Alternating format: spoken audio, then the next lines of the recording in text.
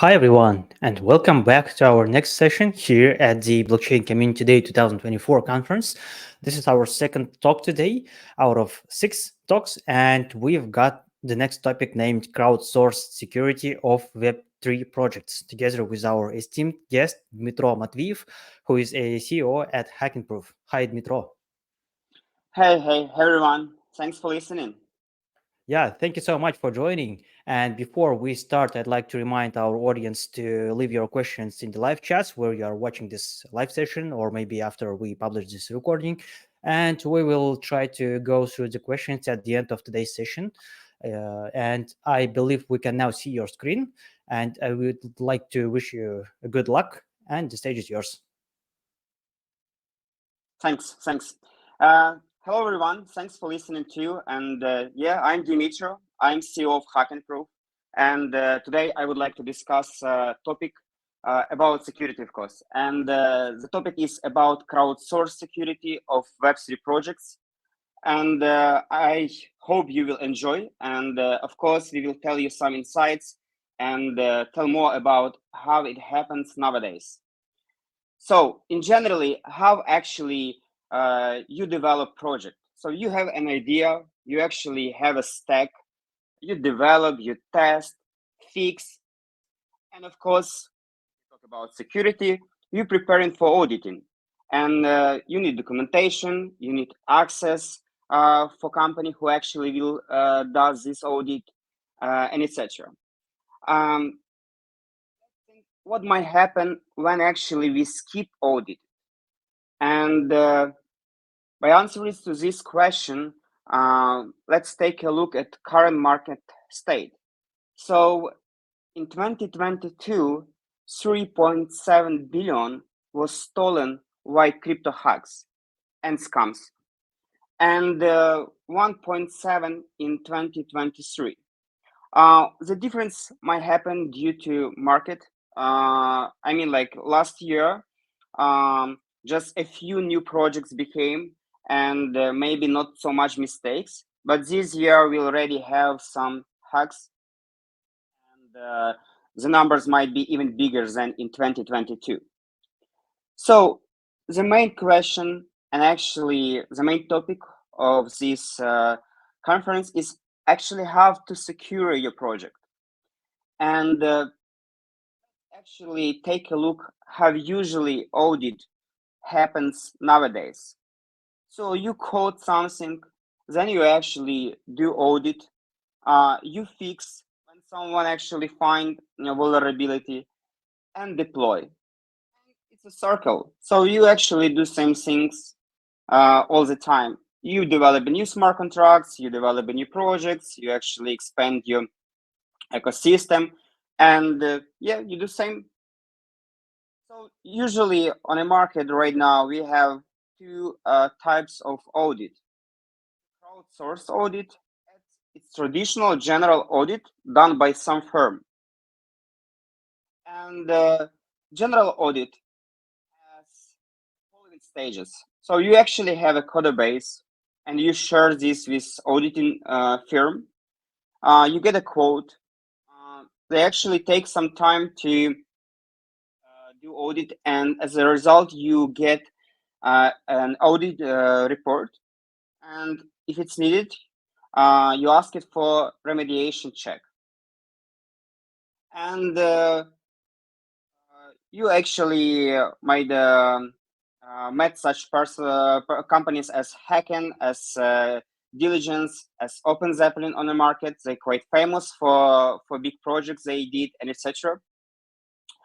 And let's take a look at these pros and cons of a general audit. So first of all is reputation. Such companies like Hacken, like Open Zeppelin, they have a track record. So you can visit their website, you can actually see what they did before, which companies actually already worked with them. And yeah, you have those history. One more actually pros of audit, actually it's guarantees that all code base will be reviewed from scratch. That means that company will take your code, will analyze project and review everything they need to actually done audit. Also, one more thing is marketing. So of course, if you a new and small project and you need brand awareness, you will need social media, you will need a branded report, you would like to share this report with famous companies or maybe with VC. So such companies like Hacking, like Open Zeppelin, they actually have already a good quality of community. They also have own brand that can help with marketing. Of course, we have some cons here. Let's say you're limited by team. So you have to trust that company actually has enough eyes that will be on your code.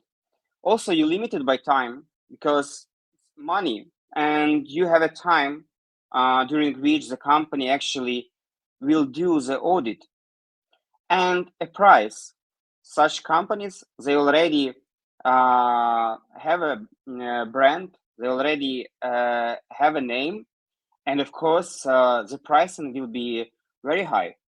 And it's normal actually, but you have to understand that you should be prepared for such pricing. Crowdsourced audit, it also has same stage as traditional one. The difference is that actually crowdsourced audit. So crowdsourced audit, it's audit done by community by researchers. That means that you need to host somewhere this program on the specific platform, and you will have an account there. You will have a profile. So you will need also share your code base, create those profile, and after that you will get a final report. If you need, of course, you can get remediation check. So which companies actually do such crowdsourced audit right now? HackenProof, for example, Codeforina, Sherlock, Cantina. So you can visit them now, see actually those profiles, see rules, timelines, final reports, etc. So let's take a look at pros and cons of such audit approach. Of course, more eyes. As I mentioned, it's crowdsourced. So that actually means that anyone can participate. They actually can submit vulnerability report. It's not limited by stack. So if you Rust, if you move base, is a Solidity base or other stack, you can actually come and platform will help you to find developers, researchers, community, and they will participate. And also, it's access to fixed issue. Usually, actually, companies share this reports, this issue, and you can actually take a look on those issue and maybe fix this issue in your project before you go live or go for audit. Of course, we have cons here.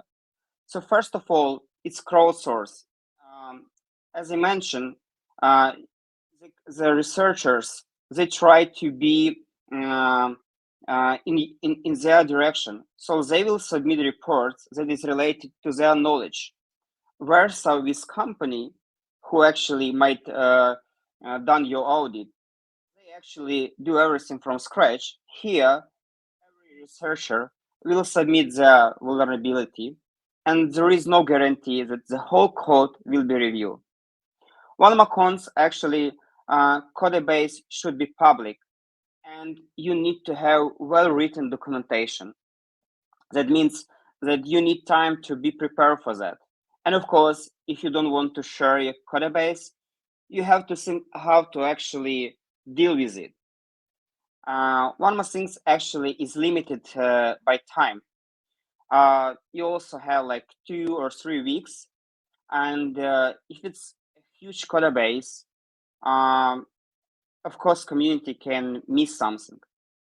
And to make this project more attractive for everyone, you need to put as high as possible pricing for that. So it's sometimes might be even higher than traditional audit. So if you take a look at some current crowdsourced audits program, you can find out that they have million or more budget for crowdsource stuff. So what we should summarize here. So audit is not enough. So according to the Rec News leaderboard, 7 of 21 companies in 2024 actually had an audit code base. 66% companies has at least one audit. That means audit is not enough. And maybe you have an opinion, hey, why not just have a few audit done by a few firms? Great, I have an answer here. According to the Rec News, 3 of 21 companies had at least 2 or more audits. How to bring more security in projects in this case? First of all, let's take a look at some additional options that we have on the market right now. Simple one is Vulnerability Disclosure Program, VDP. It's quite common things. It has a pros like a formalized process of bounty submissions, and some actually laws are required to have such kind of approaches, like ISO or other privacy laws. But it also has lots of cons. So let's say usually such VDP programs, they don't have payments to community. And if you don't pay money, no one wants to deal with that. It's limited by community. So that means if someone knows you as a company, as a brand, they can visit your website, they can actually take a look at your program and submit without money. But still, it's limited. Also, if you actually have a VDP, how do you actually receive those reports in your, I don't know, code base or maybe in some specific directory? So maybe usually they use email as a main communication channel, and you can miss something. Something might go to spam folder and etc. It's hard to filter. It's hard to label and etc. Also, no clear program and severity rules. Usually, company just put some form and say, "Hey, submit reports if you see," but you don't understand how you can actually should deal with that. Sometimes you even cannot attach some video or a proof of concept. Also, no SLA, so you don't know when you get the reply, how long it will take, and etc. And nowadays, it doesn't work to Web3. So it also, one more thing here is a bug bounty. So you can actually have a bug bounty program on some platforms. And you can, it's formalized process of submissions. You have a community of researchers. So it might be 40,000 researchers, 50,000, 100, and etc. It's clear rules, it's clear scope, it's clear SLA. Actually, team of those platforms, they help you to handle those stuff. It's professional triage team. So triage is actually team who actually review reports.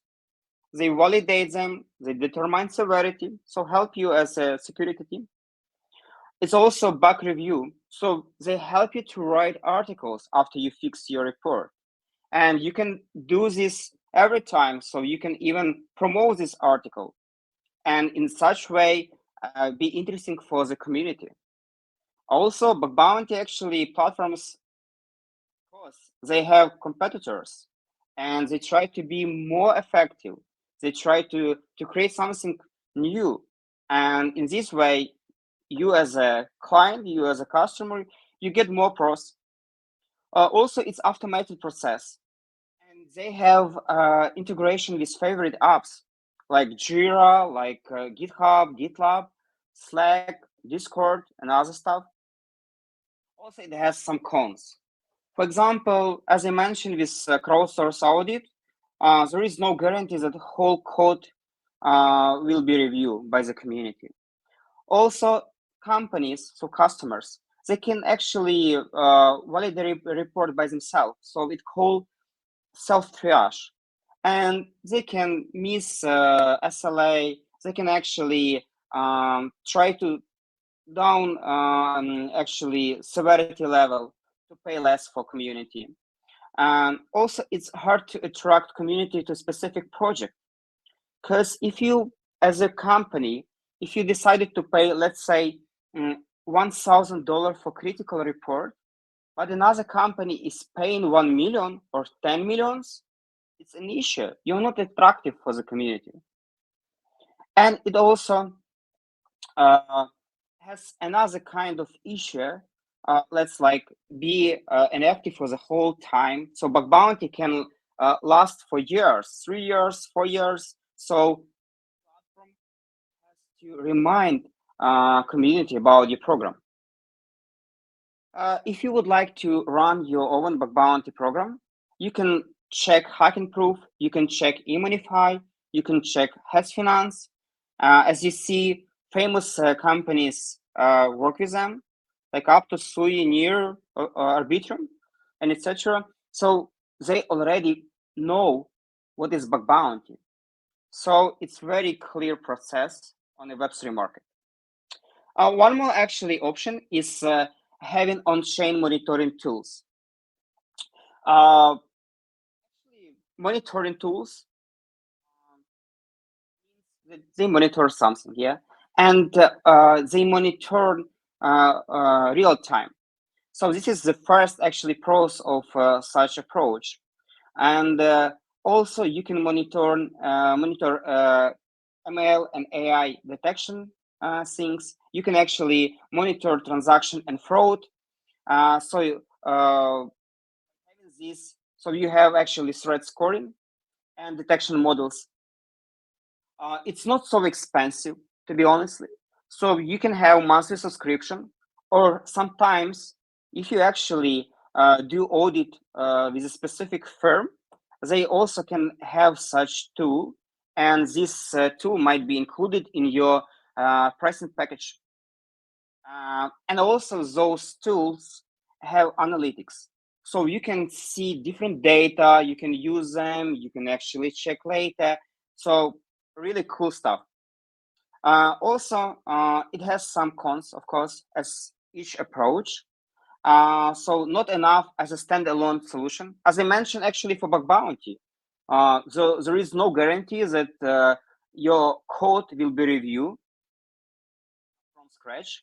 So here, same, it's not enough as a standalone solution. So if you did audit, then you ran bug bounty, and you should use on-chain monitoring tools altogether. And of course, it's false positives. Monitoring tools gives you an instrument to check something. And if actually the information is wrong, you waste time on investigation. It's normal thing. It's better to check whether don't know about the issue. So if you would like to find such tools on the market, you can check, for example, Hacken Extractor. You can actually check Dmytro, check actually Forta. So compare their pricing, functionalities, and etc. Yeah. Also, one more option for security is formal verification.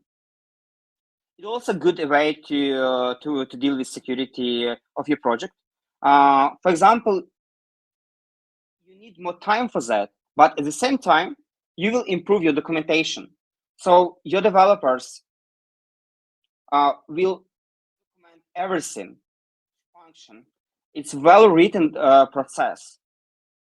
So you, as a manager, you will also understand how it works, what should to improve, where actually you well documented, where not. It also has a tool automation, as I mentioned, for developers, and it's a high level of security assurance because you actually document each step, and in this way you can think, hey, maybe we missed something, maybe it's not secure at this stage. So it's a long process, it takes time, and but still it gives good result. And as you see, we have cons here, like time consuming. You also need resources of your developers to deal with this tool, to document everything, and etc. And it's a learning curve. But if you use formal verification, if you use auditing, if you use tool, bug bounty, everything together at the same time, you really can feel that you protected. And here actually, you can check for formal verification. Some companies well known on the market, like Nethermind, like Run Verification, and Trail of Beats. Of course, as you see, some companies actually have tools, audit. Some actually has both stuff and etc. So you can compare, you can see what stuff works for you. So can we say that now by using all these tools, amazing approaches, auditing approaches, we can tell that 100% protected? Let's answer. First, no. No one guarantee you. And that is why actually you should take more from the internet. You can take more from influencers. So here are some resources that I advise you to follow, to be updated. I'm also using them. So it's Third.live, where you can actually check which companies has audit. You can see methodology. It also connected to CoinGecko, and Third.live actually gives some analytics. So it's a good way to be updated on that. You can take a look at Rec News and understand what happened, which projects, which actually stack was used, and etc. Read posts review of bugs. As I mentioned, nowadays bug bounty and crowdsourced audits give many write-ups, and it's good way to follow such platforms and read those posts about bugs. Also, you can join some Telegram. Here is one of famous Telegram channel where professionals about security when they share latest news. So really advise this channel. And of course, you can join in Twitter or LinkedIn accounts of security companies or researchers, follow them, meet them at some conferences, talk about issue, talk about stack. It's a really good approach. From my side, I really thank you for attention. If you would like to ask me something or take I don't know, some time with me and talk around security, please follow me or write me in Telegram, Twitter, LinkedIn. Yeah. Thanks for listening to. Yeah, thank you so much, Dmytro, for providing such a great overview of what is going on in the field of crowdsourced security. That was really useful, even for those people like me who are not really deep into the topic. And let me just quickly check the live chats where we are receiving Sure. the questions. yeah, we have some time, so please leave your questions in the chat. And the first question says, can you provide real-world examples of what can go wrong when an audit is skipped during a project's development? Of course, it's a really good question. So at this moment, let's say how market deal with crypto projects. You try to develop your project, you try to invest money, and if you skip audit, first of all, someone will require this. If me as end user or as investor try to invest to your project, I would like to know that in a while your project won't be hacked by someone.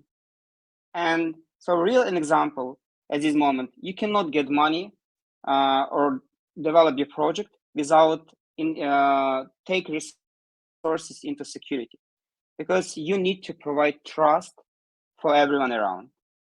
And if you skip audit, you can do this for a few things. First of all, maybe your budget is not so big and you would like to spend them for marketing, spend for developers. And it's normal stuff.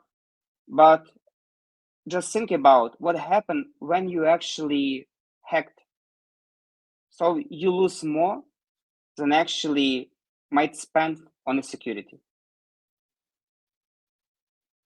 Okay, so yeah, thank you so much for keeping us aware about that. And when is the right moment to think about security issues when developing a product? I revisited many conferences across over the world, and companies who try to build something, they thinking about everything at the beginning. So they come to conference, they say, "Hey, it seems like, let's say, Polygon gives a grant, or I see that Polygon stack or ZK stack is very good for what I would like to build." And by visiting such conferences, they already communicate with auditing team. They try to understand pricing, difference between auditors. They try to understand what are the options available on the market. So you as a owner, founder of a project, I believe you will build your model and timeline of project at the beginning.